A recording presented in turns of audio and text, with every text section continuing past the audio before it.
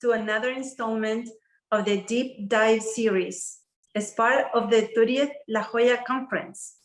My name is Cecilia Aguillon, and I am the Director of the Energy Transition Initiative at the Institute of the Americas in La Jolla, California.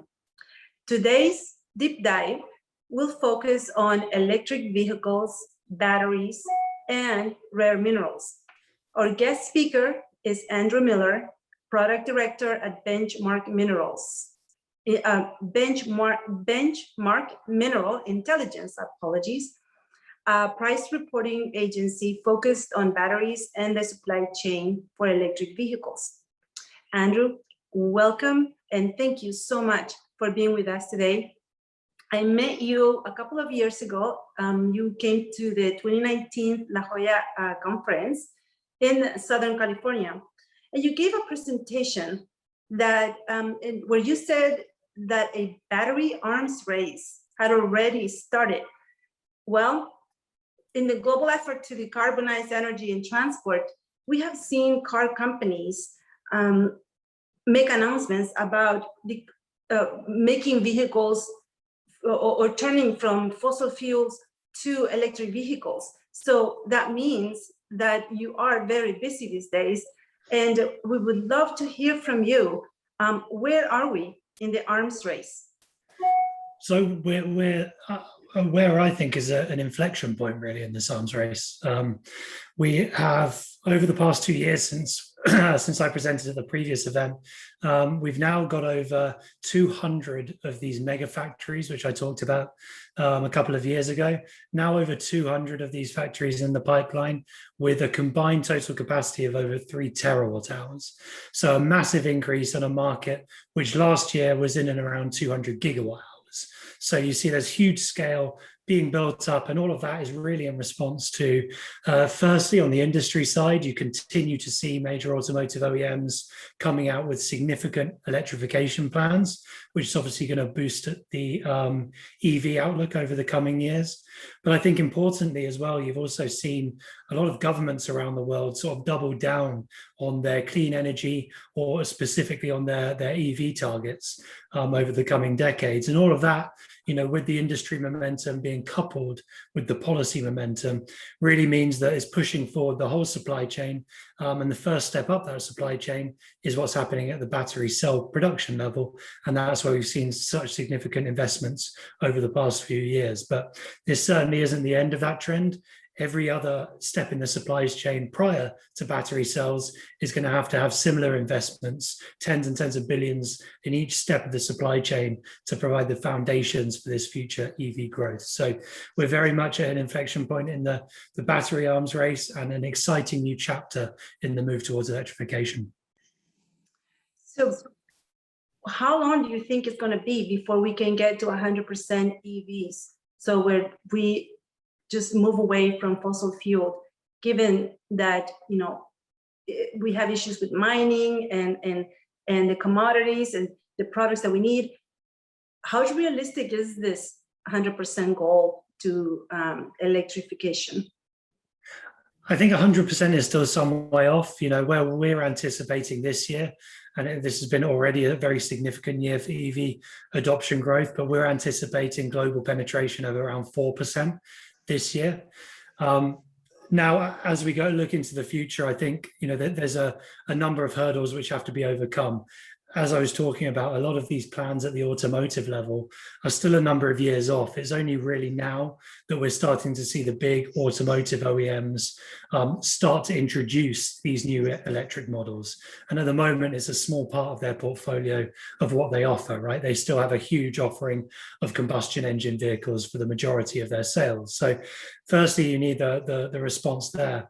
But as you mentioned, it's really going to be also a factor of how quickly this supply chain can ramp up to meet it. There's supply chain constraints at almost every level of the supply chain for batteries.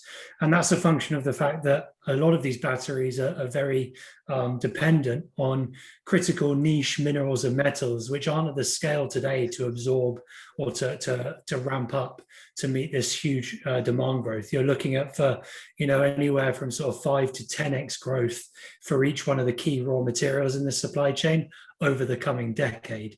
And that's unprecedented in terms of the ramp up of those raw materials. And then, as well as, even if you are able to meet those mining and raw material extraction targets, you then have all of the preceding issues with chemical conversion, processing and refinement, and getting them all the way through into the battery cell and the electric vehicle. So this isn't going to be a quick process. We're not expecting, 100% penetration rate. It's going to take a number of decades to get to anywhere near that level. But the foundations are there to allow for some significant growth in the medium term now, as we start to see the supply chain respond to what's happening on the consumer side. Yeah. So Andrew, do you think though that we are sort of pace okay, or is there something that we should be doing more in terms of investments, private, government investments? In the raw materials, in the mining? Are you satisfied with what you're seeing, or do you think that we're missing opportunities? I think there's certainly the risks that you miss opportunities, whether you're looking at this from a regional perspective of some of the potential development of new parts of the economy in other in whether it be in North America, South America, Europe. There's huge potential given some of the existing markets they have in play. But I think a huge part of the issue and why you're not seeing necessarily things move at the speed that you'd like to see is that there's a disconnect between different elements of this supply chain. And really, if you look at the time frame to really introduce new vehicle models, to bring those to market, there's a big disconnect between that and all of the steps preceding, particularly when you talk about what the time it takes to develop a new mine. In the case of lithium, which is of course a central component to all of these lithium-ion batteries, in the case of lithium, you're looking at anywhere from 5 to 7 years to develop a new lithium operation. And then you have to go through the process of the chemical refining, the qualification, and all of those steps before you can start supplying into the market. So there's this lag that needs to be overcome. And I think, one of the real issues, as you mentioned, is in terms of the speed of capital coming into the market. And that's certainly slowed down at these raw materials over the past few years because pricing wasn't that great. So people were taking a much shorter term perspective on those markets, and capital wasn't reaching those sectors as quickly as it should have been to incentivize the production that's going to be needed to support the industry over the next 3, 4, 5 years. So no is the simple answer, but the reasoning behind that is a bit more complex. And I think that for that reason, an understanding of the full supply chain and different interactions along that supply chain are really going to be needed to push the whole EV shift forward. Yes. Well, I wanted to take this now to geopolitics. Okay. Because as we've seen, we have a new administration in the United States. And even before the election, everybody here was talking about China and how China controls 80% of the rare material supply chain. And they're really aggressive all over. We're going to ask you a question, but then we want to come back for the final question on Latin America. But my question now on the China, because they're also in Latin America investing a lot.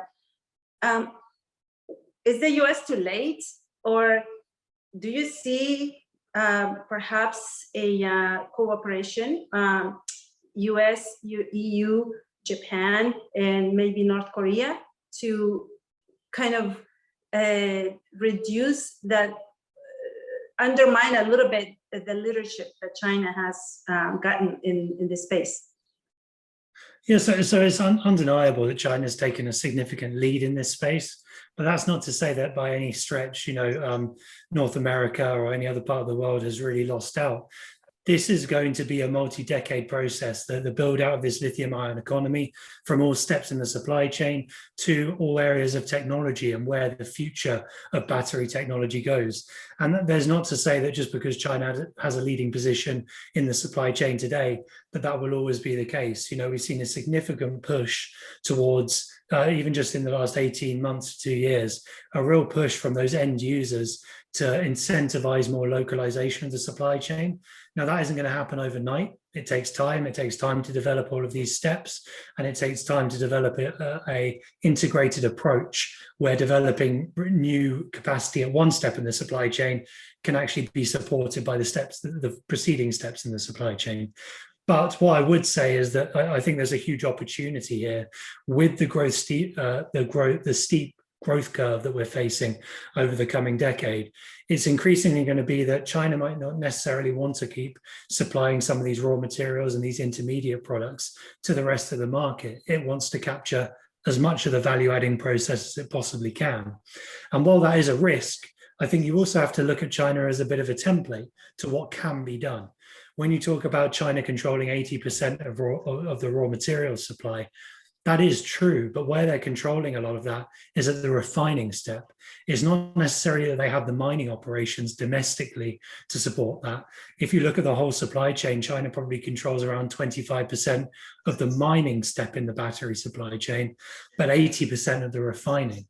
So that step where you can invest and you can install refining capacity anywhere in the world, you're not geologically constrained necessarily by where the raw material is coming out of the ground. And I think that, in terms of the Chinese blueprint of how it's come to dominate the battery supply chain, is actually quite an interesting approach that can be adopted by any other government around the world. Wow, that's interesting. So my final question, and this is because, you know, the conference, a lot of emphasis on the hemisphere and Latin America specifically. Latin America wants to, with the countries that have deposits of lithium and many countries have mining. Where do you see Latin America positioned in this race? So I think it has, again, there's some significant potential. A lot of the key raw materials when you're looking at Latin America are being sourced today, or at least a significant portion of those raw materials can be sourced from Latin America. So if you look at lithium, for example, in particular, you're seeing, Latin America plays a significant role in that market today.